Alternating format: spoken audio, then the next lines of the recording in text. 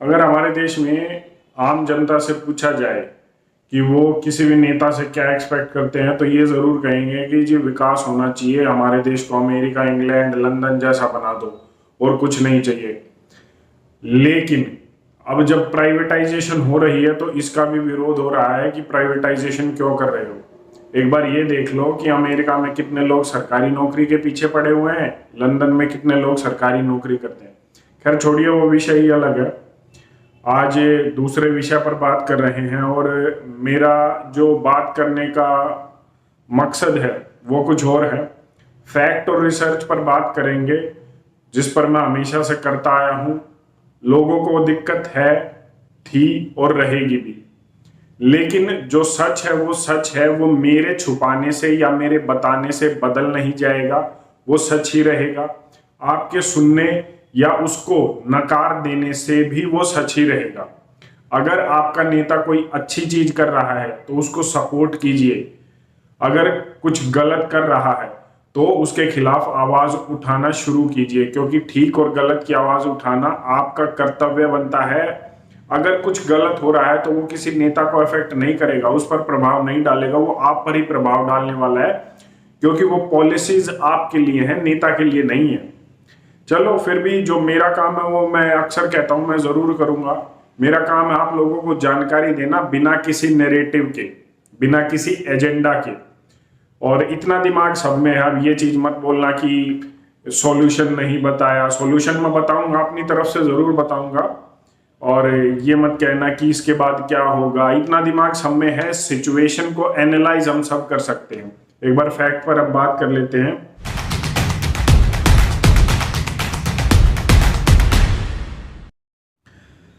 पहले बात कर लेते हैं एक बार कि जैसे अगर कोई भी सर्वे हो ना, तो ये कहेंगे 70% या उससे भी अधिक लोग हमारे देश में ये कहेंगे कि अमेरिका जैसा देश होना चाहिए या ऑस्ट्रेलिया जैसा देश होना चाहिए। एक बार वो देख लेते हैं कि यहाँ पर इन देशों में हालात क्या हैं।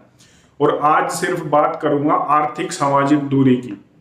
जो ये आर्थिक दूरी है, जो फाइनेंशियल डिफरेंस है, गरीब गरीब होता जा रहा है, अमीर अमीर होता जा रहा है। तुम अमेरिका अमेरिका बोल करके पॉलिसी तो अमेरिका जैसी बनवा रहे हो, लेकिन उसका असर क्या होने वाला है एक बार वो देख लेते हैं। ये ग्राफ जो सामने लगा हुआ होगा, इसको देख लेना कि 0.1% लोगों के पास 90%, जो निचले तबके के लोग हैं, 90% मतलब सारी की सारी जनता ही आ गई है, उन लोगों का पैसा है। 90% लोगों का पैसा 0.1% लोगों के पास है। एलीट क्लास जिसे बोलते हैं, अमेरिका में हालात है। दूसरा देख लो, सिर्फ 10% लोगों के पास अमेरिका की 70% वेल्थ है। अमेरिका की बता रहा हूं, पहले बताया था कि 90% लोगों का पैसा है, और अब अमेरिका की टोटल वेल्थ सिर्फ अपर एलीट 10% लोगों के पास है। बिजनेसमैन है या जो भी कुछ लगा लो, नौकरी वाले के पास ऐसा नहीं होगा। अगर हम बात करते हैं 1960 1970 की, तो ये जो डिफरेंस है ना, ये जो फाइनेंशियल डिफरेंस है, ये बहुत कम हुआ करता था। और जब कम था, जब अमीर कम अमीर था और लोगों के पास पैसा था, या मैं कहूं डिसेंट्रलाइजेशन ऑफ मनी थी, तो इन लोगों को दिक्कत थी कि इसको सेंट्रलाइज करके कैसे किया जाए, कैसे रखा जाए। ये अमेरिका की बात कर रहा हूं, भारत में भी स्थिति सेम ही है। अभी आपको पता होगा कि पहले 100 की सूची में आ गए हैं भारत के अमीर व्यक्ति। तो यहाँ पर मिडल जो इनकम एज ग्रुप, ये ग्रुप है मिडिल इनकम ग्रुप और लोअर इनकम ग्रुप, गरीब व्यक्ति और मिडिल क्लास व्यक्ति। 1960-70 तक इनके पास भी सेंट्रलाइज्ड नहीं था, डिसेंट्रलाइज्ड पैसा था, सब में बटा हुआ था, ठीक ठाक पैसा हुआ करता था। अब 1960-1970 में ये हुआ, तो 1971 में क्या हुआ, नेक्सॉन ने यूएस गोल्ड स्टैंडर्ड को खत्म कर दिया। पहले क्या हुआ करता था अमेरिका में कि आप पैसे लेकर जाओ, पेपर मनी लेकर जाओ और बैंक से गोल्ड लेकर आ सकते हो। अगर आपके पास 1000 रुपए है और उस टाइम जितना भी सोना 1000 रुपए में आ सकता है, तो आप 1000 रुपए बैंक को दो और 1000 रुपए का सोना लेकर आ सकते हो।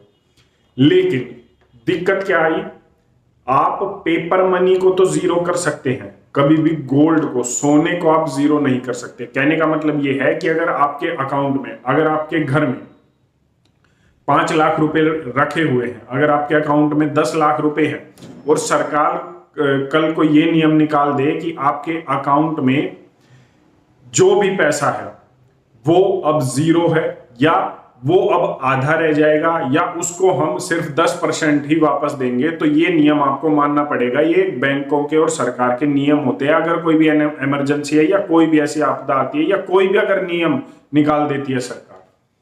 दूसरी चीज, डिमोनेटाइजेशन में क्या हुआ, जो भी आपके घर में 500 के 2000 के नोट हैं वो रद्दी हैं 1 महीने बाद।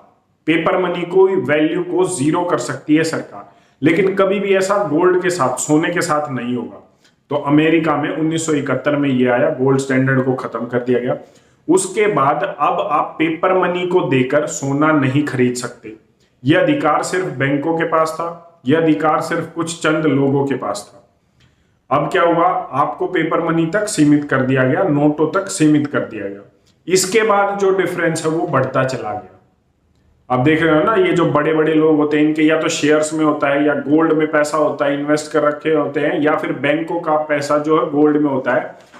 किसी भी देश का कितना रिजर्व है, कितना बैंक बैलेंस है, या कितने पैसे वो छाप सकता है, वो सिर्फ एक ही चीज पर डिपेंड होता है, वो होती है उसका जो गोल्ड रिजर्व होता है, उसके पास सोना कितना है या सोने की लेन देन कितनी है, उसके ऊपर ये सब कैलकुलेटेड होता है। ये सब आम जनता से कट कर दिया इन्होंने 1971 में। उसके बाद जो मैंने बताया, अमीर और अमीर होता चला गया, उसके पास पैसे बढ़ते चले गए और गरीब के पास पैसे खत्म होते चले गए। ये पॉलिसीज बनाई गई कि अमीर और अमीर हो और गरीब हो। भारत में भी ऐसा ही है। अगर आप 2008-2009 की रिपोर्ट देखें तो भारत में उस समय 84 करोड़, मैं आज से 12-13 साल पुरानी बात कर रहा हूं, 84 करोड़ लोग भारत की सरकार के हिसाब से गरीब थे। कोरोना काल में भी भारत सरकार ने माना कि हम 80 करोड़ लोगों को मुफ्त अनाज दे रहे हैं या देने का वायदा करते हैं। मतलब भारत सरकार भी ये मानती है कि 80 करोड़ लोग भारत में गरीब हैं, जो खाने तक का अनाज जिनके पास नहीं है। और वहीं दूसरी ओर हमने देखा कि कोरोना के समय में क्या हुआ था कि जो अमीर लोग थे उनकी संपत्ति कई गुना बढ़ी थी। मैं इस पर पहले भी बात कर चुका हूं, मॉडर्न इंडिया पर भी बात कर चुका हूं। ये डिफरेंस है, ये आर्थिक फाइनेंशियल डिफरेंस है, ये बढ़ता जा रहा है। कोई कहेगा ये मोदी के अगेंस्ट है, कोई कहेगा ये कांग्रेस के अगेंस्ट है, कोई कहेगा मोदी सरकार ने किया है, कांग्रेस ने किया है। कुछ नहीं, पॉलिसीज ऐसी बनाई जा रही हैं ताकि आपकी जेब से पैसा बैंकों में जाए। और बैंक कहां पर मैनिपुलेट होते हैं हम सभी को पता है। बिजनेस कहां पर मैनिपुलेट होते हैं हम सभी को पता है। पॉलिसीज आपके लिए नहीं बनाई जा रही हैं, पॉलिसीज एलीट क्लास के लिए बनाई जा रही हैं। वो चाहे अमेरिका हो, चाहे इंग्लैंड हो, चाहे इंडिया हो, चाहे बांग्लादेश हो, चाहे कोई भी देश हो, एलीट क्लास के लिए पॉलिसीज बनाई जा रही है। फोर्ब्स 2021 की मैगजीन उठाकर देख लेना कि अमीर जो लोग हैं किसी भी देश में कितने बड़े हैं during the corona pandemic. Corona काल में कितने लोग ये बड़े हैं।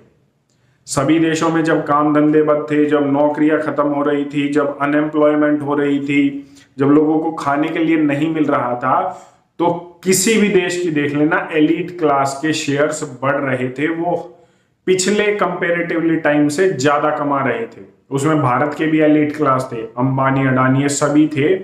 और ऐसा नहीं है कि ये इस सरकार ने किया है या पिछली सरकार ने किया, पॉलिसीज उस सरकार में भी ऐसी बन रही थी और अब भी ऐसी बन रही है।